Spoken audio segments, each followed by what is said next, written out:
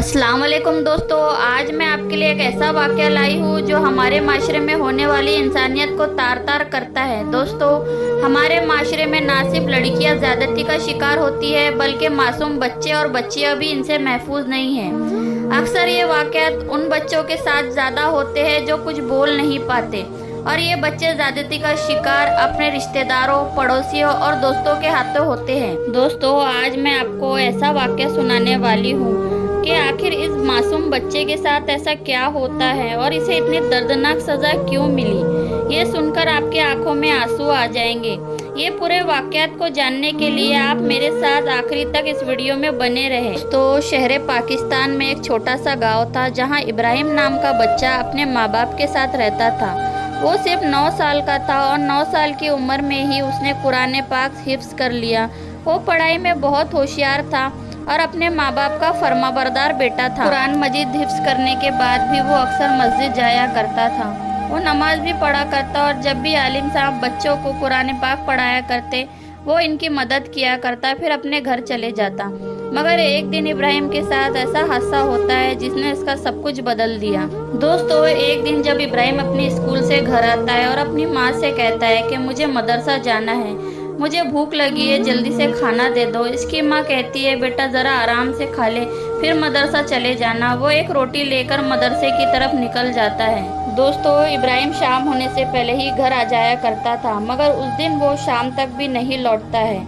उसके माँ बाप यही समझ रहे थे कि वो मदरसे में होगा, बच्चों को कुरान पाक पढ़ाकर घर आ जाएगा। मगर बहुत रात हो जाती है जब इब्राहिम के अब्बा मस्जिद जाते हैं और आलिम साहब से पूछते हैं कि इब्राहिम कहाँ है, इब्राहिम को बुला दीजिए। तब आलिम साहब उसे बताते हैं कि आज तो मस्जिद ही नहीं आया।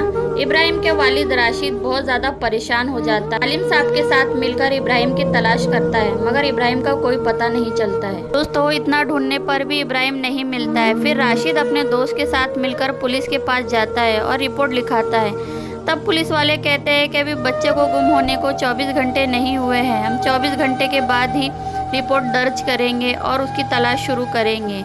और उससे कुछ सवालात करता है कि आपकी किसी से दुश्मनी है या आपसे रंजिश है। तब राशिद कहता है कि मेरी किसी से भी कोई दुश्मनी नहीं है, मैं एक सीधा साधा इंसान हूँ। और पुलिस वालों से कहता है कि आप मेहरबानी करके मेरे बच्चे को ढूंढ दीजिए। राशिद पुलिस स्टेशन से घर के लिए निकलता है। तब रास्ते में यही सोचता हुआ आता है कि वो अपनी बीवी को क्या जवाब देगा। दोस्तों, राशिद की बीवी 4 महीने की हामला होती है। आखिर में जब वो घर आता है तो राशिद की बीवी अपने बेटे के बारे में पूछती है। तब राशिद अपने दिल को मजबूत करके सारा माजरा अपनी बीवी को बताता है कि उनका बेटा कहीं गुम हो गया है। दोस्तों, इस तरह कई दिन निकल जाते हैं। राशिद हर दिन पुलिस स्टेशन के चक्कर लगाता है, मगर इब्राहिम का कोई पता नहीं चलता। और उसकी माँ भी इसी उम्मीद पे दरवाजे में दस्तक देती है कि इसका बेटा कब उसके पास आ जाए। वो उसका इंतज़ार करती रहती है। दोस्तों, राशिद की बीवी को अपने बच्चे का सदमा इस तरह होता है कि वो रोज़ मस्जिद जाकर आलिम साहब से पूछती है कि आज इब्राहिम का कुछ पता चला। हामला रहने के बावजूद भी वो अपने बच्चे को ढूंढती है, मगर उसका कोई पता नहीं चलता। दोस्तों, इस बात को 6 महीने गुजर जाते हैं। एक दिन राशिद को पुलिस वाले का फ़ोन आता है और पुलिस वाला बताता है कि उन्हें एक बच्चे की बॉडी मिली है, मगर वो पूरी तरह से कंकाल में तब्दील हो चुकी है। पता लगाना नामुमकिन है। बताता है कि उसके पास जो कपड़े मिले हैं वो इब्राहिम के कपड़ों से मैच होते हैं। आप फ़ौरन ही पुलिस स्टेशन आ जाइए। राशिद पर तो जैसे पहाड़ ही टूट गया। वो इसी उम्मीद पर था कि इब्राहिम गुम हो गया है और एक ना एक दिन वो वापस आ जाएगा। जब राशिद पुलिस स्टेशन जाता है तो पुलिस वाले उस कपड़े को दिखाते हैं जो उसे बच्चे की बॉडी के पास मिले थे। दोस्तों, ये वही कपड़े होते हैं जो इब्राहिम उस दिन पहना हुआ था।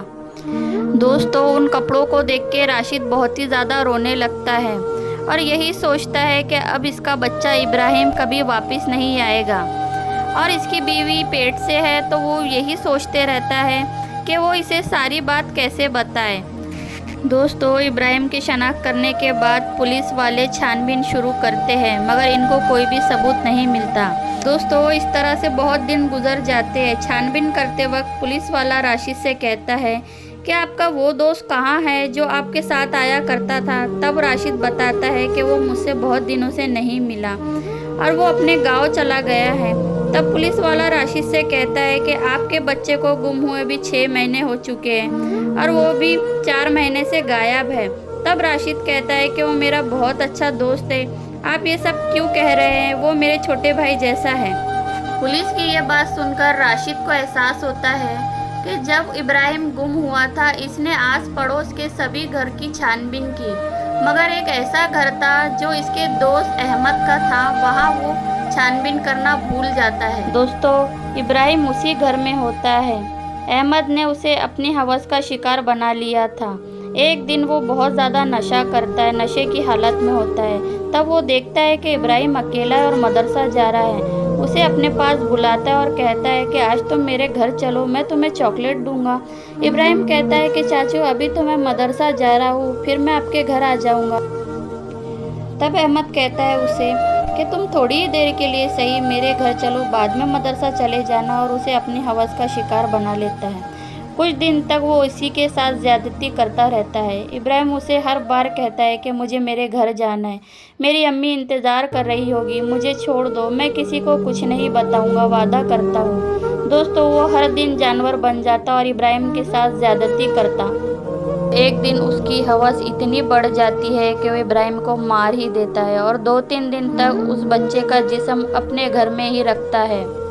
इब्राहिम के जिस्म से बदबू आने लगती है। अहमद रात के अंधेरे में उसे ले जाकर जंगल में दफना देता है और वापस घर आ जाता है। राशिद के साथ नॉर्मल रहने लगता है, इब्राहिम को ढूंढने में उसकी मदद करता है, इब्राहिम की खैरियत पूछता है, उसके घर जाता आता रहता है ताकि किसी को उस पर शक ना हो। दोस्तों, अहमद ने इतना बड़ा गुनाह करने के बाद भी उसे कोई पछतावा नहीं होता। एक दिन वो जब सोता है तब इब्राहिम उसके ख्वाब में आता है और कहता है कि मुझे मेरे अम्मी के पास जाना है, मुझे छोड़ दो, मेरी अम्मी मेरा इंतज़ार कर रही होंगी। इस तरह के एक जैसे ख्वाब उसको लगातार आते रहते हैं। दोस्तों, जब पुलिस वाले गांव जाके अहमद से पूछताछ करते हैं तो वो घबरा जाता है, मगर ये नहीं कबूल करता है कि ये सब काम इसी ने किया है। पुलिस वालों को पूरा शक हो जाता है कि इसी ने ये सब किया है, मगर इसके खिलाफ कोई सबूत नहीं था। जब पुलिस वाले अहमद के घर जाते हैं तब वहाँ उनको एक तावीज़ मिलता है जो इब्राहिम अक्सर गले में पहना करता था। अहमद हमेशा नशे की हालत में होता है और वही ख्वाब उसे बार बार आते हैं, जो इब्राहिम उसके ख्वाब में आता है और रोता है और कहता है कि मुझे मेरी अम्मी के पास जाना है। वो इतना डिप्रेशन का शिकार हो जाता है और पागलों की तरह हरकत करने लगता है। ये डिप्रेशन एक दिन इतना बढ़ जाता है कि वो अपने आप को फांसी लगा लेता है। दोस्तों, इब्राहिम के माँ बाप बहुत ज़्यादा रोने लगते हैं और यही सोचते हैं कि एक भाई जैसे दोस्त ने उनके बच्चे के साथ इतनी गलत हरकत की। कुछ दिन ऐसे ही गुजर जाते हैं। इब्राहिम की माँ को बेटा पैदा होता है और वो उसका नाम इब्राहिम रखते हैं ताकि इब्राहिम का नाम हमेशा ज़िंदा रहे। तो देखा दोस्तों आपने कि एक मासूम बच्चा किस तरह हवस का शिकार हो गया। अल्लाह पाक ने इसके कातिल को किस तरह सज़ा दी। हमें इस वाक़े से यही सीख मिलती है कि जुल्म चाहे किसी के भी साथ हो वो गलत है। हमें अपनी आवाज़ बुलंद करनी चाहिए और उन लोगों का साथ देना चाहिए जो इस तरह के जुल्म का शिकार हो रहे हैं। दोस्तों, आखिर में यही कहना चाहूँगी कि अपने बच्चे को कभी अकेला ना छोड़े, साया बनकर इनके साथ रहे। हर मोड़ पर कहीं ना कहीं दरिंदे मौजूद है। अल्लाह इन सब बच्चों की हिफाजत करे। ये वीडियो अगर आपको पसंद आई हो तो इसे लाइक कर दे, मेरे चैनल को सब्सक्राइब ज़रूर करें और ये वीडियो ज़रूर शेयर करें।